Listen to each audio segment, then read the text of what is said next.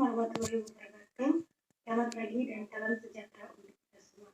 Perkenalkan, saya Tristan Eva selaku pembawa acara pada pagi hari ini.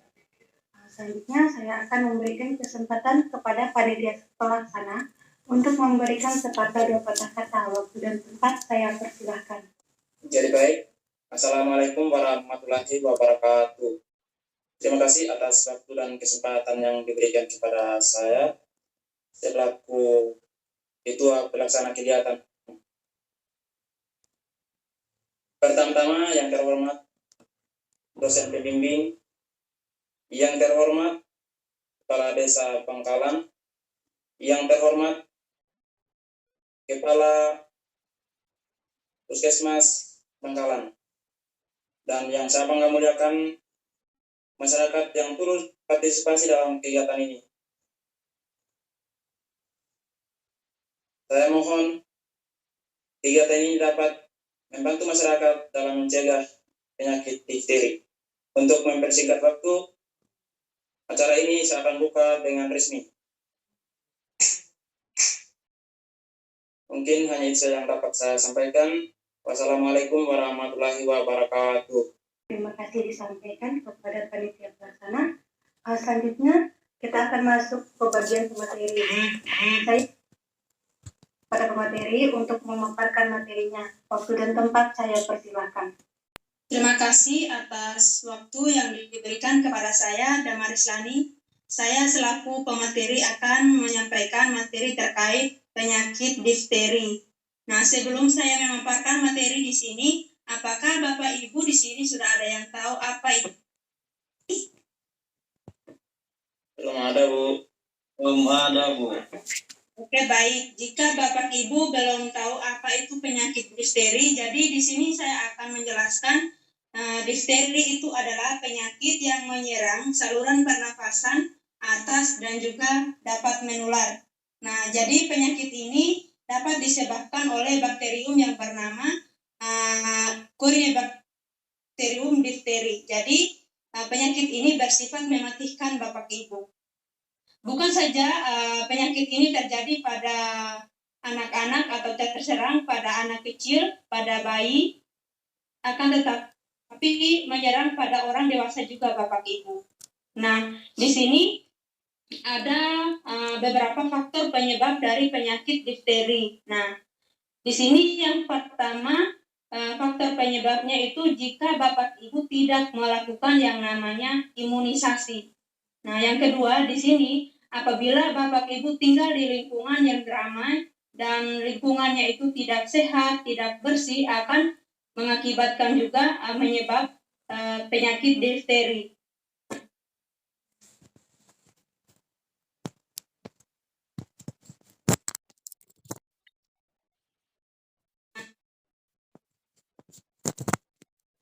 Di pandemi penyakit ini akan terserang juga dengan penyakit difteri.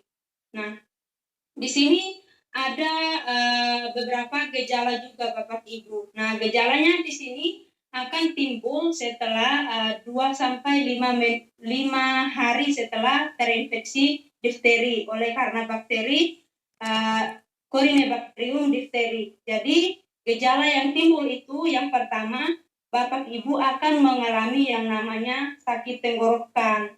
Nah, yang juga nyeri menelan pada saat Bapak Ibu menelan sesuatu atau minum air atau makan sesuatu, itu Bapak Ibu akan merasakan yang namanya nyeri menelan.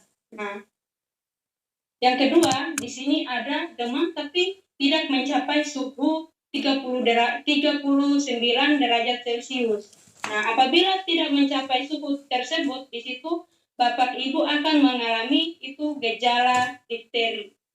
Nah, yang berikutnya ini akan timbulnya lapisan membran tebal dan berwarna abu yang menutupi tenggorokan dan amandel yang Bapak Ibu rasakan. Gitu. Itu gejalanya juga.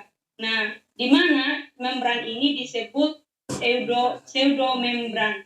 Nah, jadi penyakit pada difteri ini jika tidak ditangani dengan baik dan benar Bapak Ibu, maka akan kesulitan untuk menelan atau bernafas, bahkan mematikan. Nah, di sini ada beberapa cara pencegahannya juga Bapak Ibu. Nah, yang pertama di sini bagaimana Bapak Ibu itu melakukan cara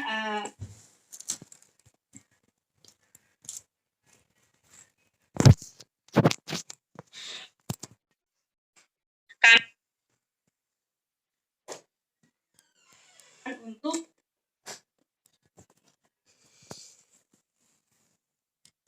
atau ke puskesmas untuk mengikutkan imunisasi tersebut sehingga tidak mudah untuk terserang yang namanya difteri.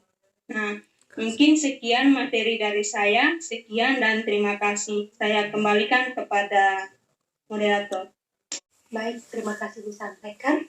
Selanjutnya saya akan memberikan kesempatan kepada Bapak Ibu untuk bertanya. Jika ada yang kurang paham tentang materinya, saya persilakan untuk bertanya.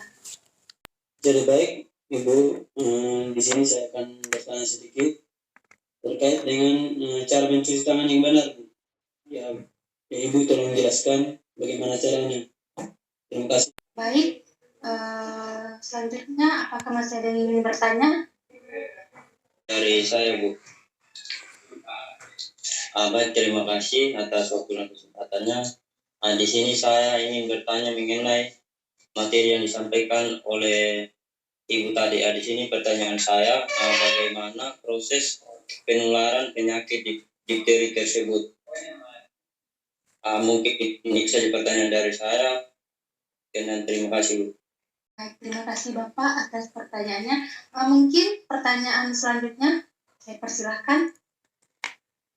Tapi saya ingin mengajukan satu permintaan buat Bapak Kepala Desa. Saya selaku masyarakat yang kurang mampu ingin meminta bantuan kepada Bapak Kepala Desa kami untuk memberikan bantuan berupa perlengkapan cuci tangan, Bu. Sekian dan terima kasih. Baik, terima kasih disampaikan. Selanjutnya di sini saya akan membacakan pertanyaan. Yang pertama pertanyaannya dari Bapak Eman. Di sini bapaknya kurang paham dalam cara mencuci tangan yang baik dan benar. Mungkin untuk menjawab pertanyaan Bapak Eman, saya persilakan kepada Kepala Puskesmas untuk mempraktekkan cuci tangan yang baik dan benar serta diikuti oleh semua peserta seminar pada pagi hari ini. Mungkin waktu dan tempat saya persilahkan. Jadi baik, terima kasih atas waktu dan kesempatannya. Di sini saya akan mempraktekkan cara mencuci tangan yang baik dan benar, yaitu ada 6 langkah. Jadi saya mohon kepada Bapak Ibu sekalian supaya memperhatikan dan mengikuti gerakan saya. Jadi langkah yang pertama, kita membasahi tangan kita dengan air, terus menggosok dengan sabun. Tangannya seperti ini. Setelah menggosokkan sabun, kita gosok. Gosoknya 4 kali ya. 1, 2, 3, 4. Terus yang kedua sela-sela jari. 1, 2, 3, 4. Kita pindah ke tangan yang kanan. 1, 2, 3, 4. Sela-sela jari.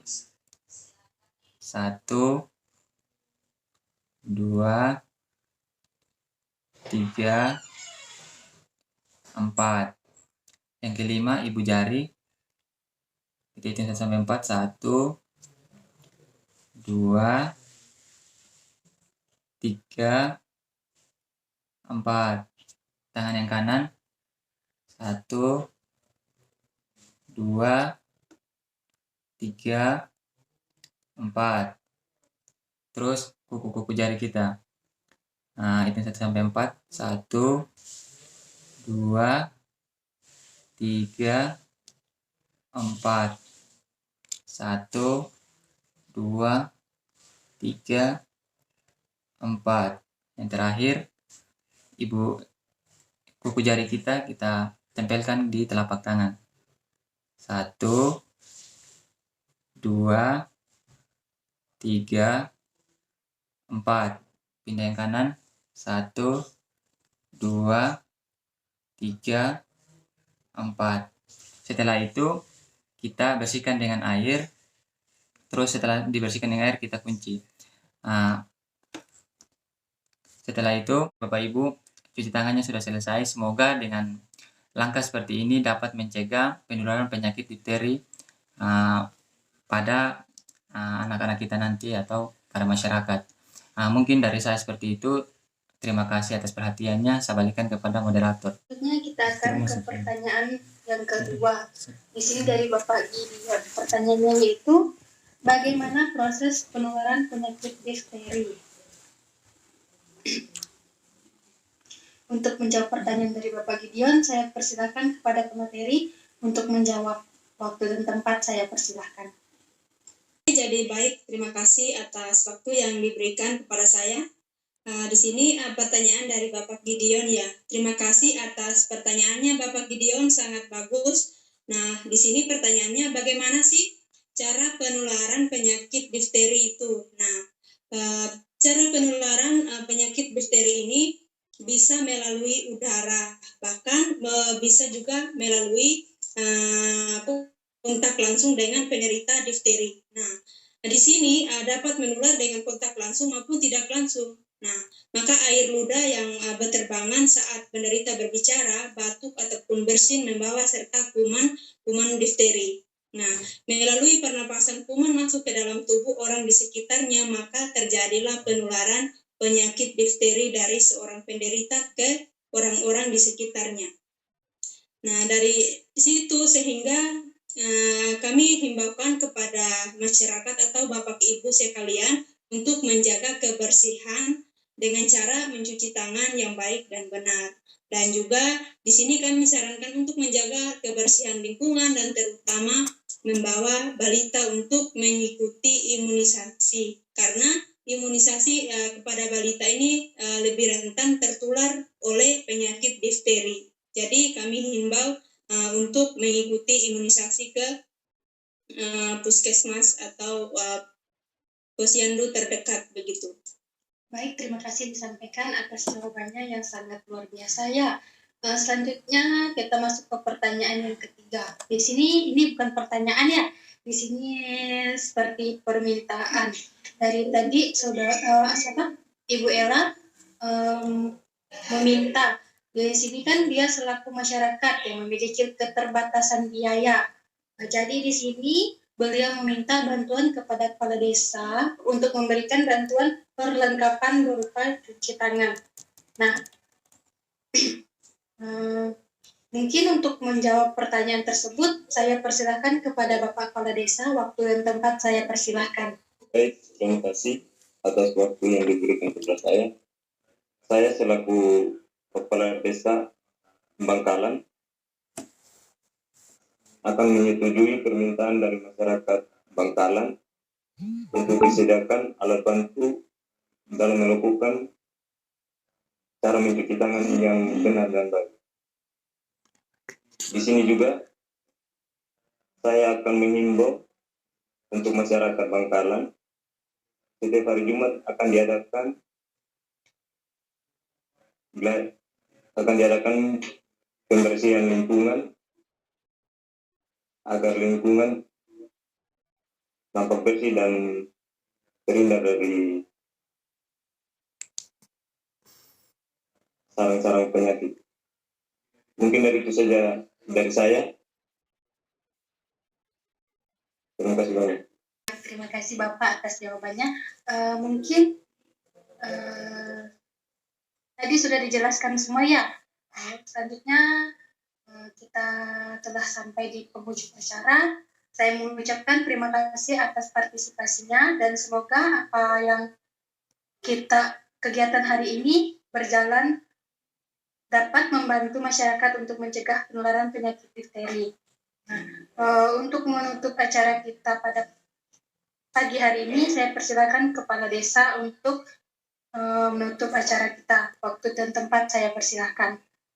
Terima kasih saya ucapkan untuk panitia penyelenggara kegiatan hari ini, dan ucapan terima kasih juga saya ucapkan kepada dosen pembimbing dari para mahasiswa yang melakukan penyuluhan hari ini, dan kepada kepala puskesmas juga, dan kepada masyarakat sekalian yang berpartisipasi dalam kegiatan hari ini.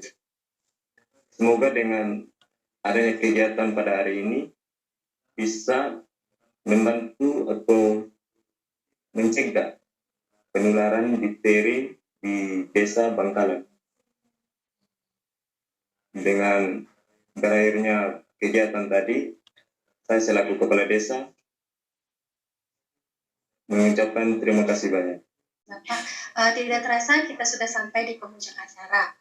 Mohon maaf jika ada salah kata, saya ucapkan terima kasih. Assalamualaikum.